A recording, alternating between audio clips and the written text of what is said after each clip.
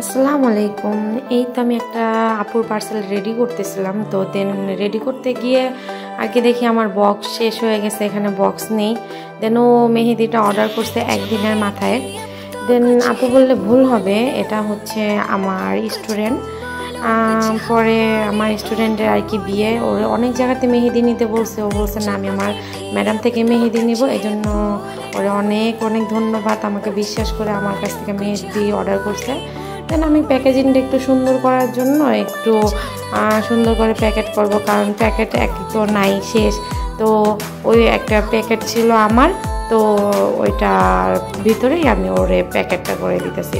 দেন ওর জন্য এই ছোট্ট একটা গিফট আমার তরফ থেকে দিছি, এটা আমার তরফ থেকে ওরে আর কি খুশি হয়ে দিছি। আমার খুব ভালো একটা স্টুডেন্ট ছিল।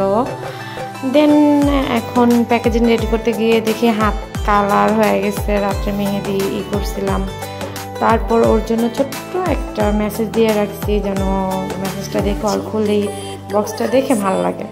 দেন এখন দেখি বক্সটা কি অবস্থা। পরে আমি ওইটার উপরে পেপার দিয়ে সুন্দর করে সব কিছু লিখে দিলাম। তো হঠাৎ অর্ডার করছে, তো ডেলিভারি ম্যানও নেই, এখন আমারই যাইতে হবে। তো এটা ওর জন্য আমি নিয়ে গেছিলাম। একটা ডেলিভারি ম্যান তো না হলে 3 দিন লাগে, তো আমার একদিনের মাথায় অর্ডার করছে, খুব তাড়াহুড়া করে বানিয়ে এই তো নিয়ে চলে গেলাম। তো একটা লোকেশন দিচ্ছে যে ওইখানে দোকানে দিয়ে আসতে, তো দিতে যাইতেছি।